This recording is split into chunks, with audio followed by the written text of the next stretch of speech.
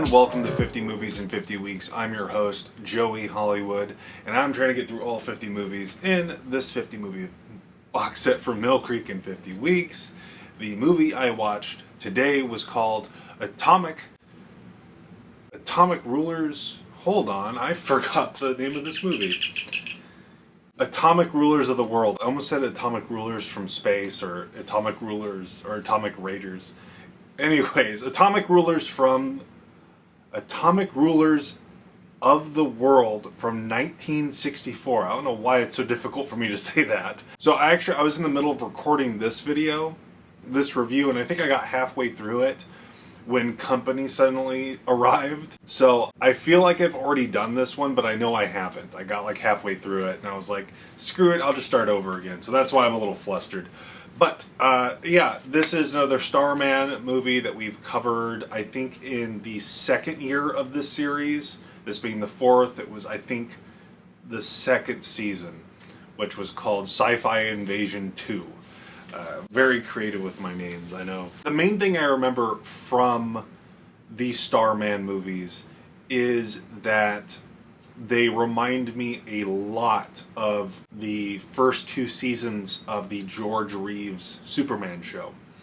I love that show. Once it went to color, I lost interest in it quite a bit. It got a little too kid-friendly. The first two seasons of the George Reeves Superman show are excellent. I often get made fun of by one friend in particular because I say I don't like Superman, but I love Christopher Reeves, the first movie, and the second one to a degree, and the third one to a degree as well. And then I love the George Reeves TV show for the first two seasons. And I think I really liked what I saw of that new Lois and Superman show that just ended. I really liked that.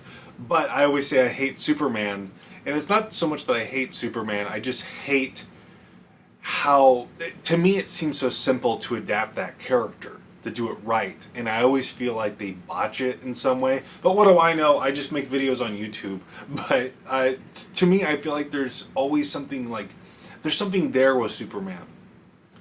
And I feel like it's so difficult for some filmmakers to really grapple onto it.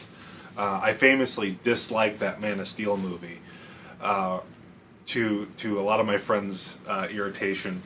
But let's get off the topic of Superman, besides the fact that he just reminds me, Starman reminds me of that show. Great show, by the way. If you can get a hold of it, definitely watch the first two seasons of that. It's a lot of fun. But this is kind of like I believe it's a Japanese show, and it very much feels like that kind of energy. It also feels a lot like those 1920 serials in the way that just violence will just sporadically break out, and like the fight scenes will go on way too long, but there's always like something happening.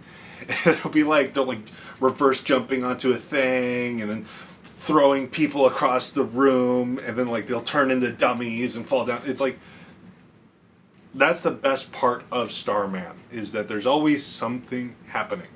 The problem is, are you really interested in this kind of thing? I think I have a mild interest in it.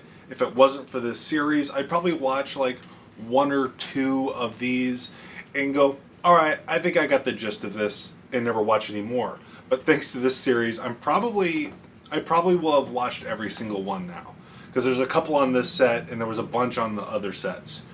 So even though I don't remember a lot about them, I will have now probably seen the whole series. We got a couple more, or at least one more in this box set, but I think that's, I don't know, mildly interesting for a show called 50 Movies in 50 Weeks anyways. Yeah, so this is kind of like introduction to this character, and that's interesting on its own for me getting to know this character over the years through this wacky little series of mine. It's interesting to see the origin of him, and it's honestly not that interesting. It's kind of the same old thing. There's a council of aliens, and they send Starman to protect Earth. The interesting thing about this one is that the villains of this piece are not aliens or people in spandex and kooky costumes. They're just kind of gangsters or terrorists of some kind, and Starman teams up with a bunch of kids, and they take him down. The story isn't very important here, but the action sequences are fun, albeit very long and drawn out. But like I said earlier, there's always something interesting happening. There's always someone turning into like a puppet or a dummy, or reversing footage, or doing really interesting, fun, creative things for the time.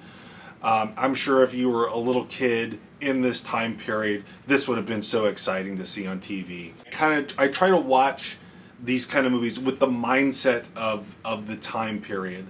And that's how I derive a lot of my enjoyment from these. And when I recommend something, I try to explain that. I don't know if I succeed every time. But if you are interested in these Starman movies, I really feel like that's the only mindset you can take with it, is like try to enjoy it from like viewing it of the time, or from a historical perspective, like, oh yeah, this is the origin of this kind of genre, yada yada. My enjoyment of these movies is purely analytical and not entertainment. It's not the kind of bad movie that I'm like really drawn towards. And I say bad movie very loosely here, because I don't think these movies are genuinely bad, but they are kind of grouped into that territory, you know, like Phantom Creeps from Mars, or whatever that one is called that Mystery Science Theater did. It's kind of in that same vicinity, where I wouldn't call it a bad movie per se, but it's very cheesy, it's very of the time, and it's like a time capsule. And I think that's how you have to enjoy something like this. And that's how I enjoyed it. Would I recommend it? To a very specific kind of person, I would recommend this. I think that's all I have to say on it for now. I'm not looking forward to talking about the next Starman movie I have to talk about, because there really isn't a lot to talk about. I have to really hinge on the plots, and the plots are like paper thin. But I'll leave with that. Thank you so much for watching. I'll see you next week. Remember, please be kind and rewind.